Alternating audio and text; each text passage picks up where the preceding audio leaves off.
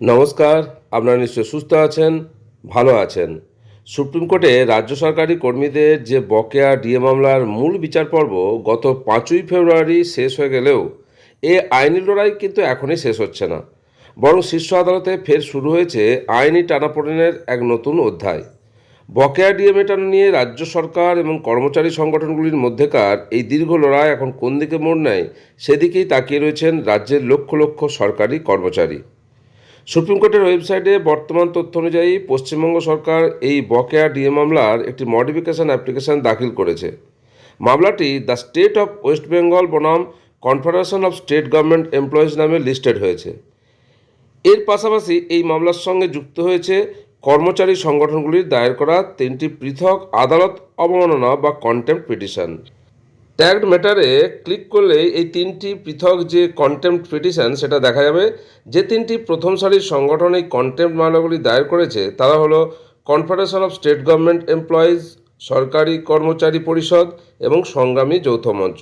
এর অর্থ হল বর্তমানে সুপ্রিম কোর্টে রাজ্যের একটি আবেদন অর্থাৎ মডিফিকেশন অ্যাপ্লিকেশন এবং কর্মচারীদের 3টি অবমাননার মামলা অর্থাৎ কন্টেম্প্ট যে মামলা সেগুলো একসাথে কিন্তু অ্যাক্টিভ আছে এই সুপ্রিম কোর্টের পোর্টালে।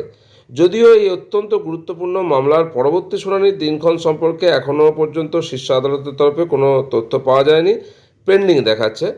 মূল মামলার নির্দেশ অনুযায়ী আগামী 15 এপ্রিলের মধ্যে রাজ্য সরকারকে সুপ্রিম কোর্টে একটি পূর্ণাঙ্গ স্ট্যাটাস রিপোর্ট জমা দিতে হবে।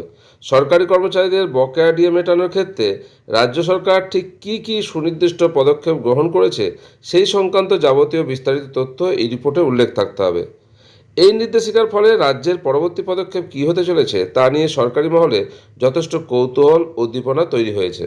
বিভিন্ন সূত্র মারফত জানা যাচ্ছে যে রাজ্য সরকার এই নির্দেশের বিরুদ্ধে একটি রিভিউ পিটিশন জমা দিয়েছে।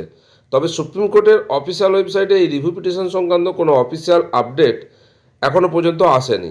আগামী দিনে আদালতের তরফে মূল মামলার অর্ডারের বিষয়ে নতুন কোনো তথ্য প্রকাশিত হলে তবেই এই আইনি প্রক্রিয়ার ভবিষ্যৎ সম্পর্কে আরও স্পষ্ট ধারণা পাওয়া যাবে।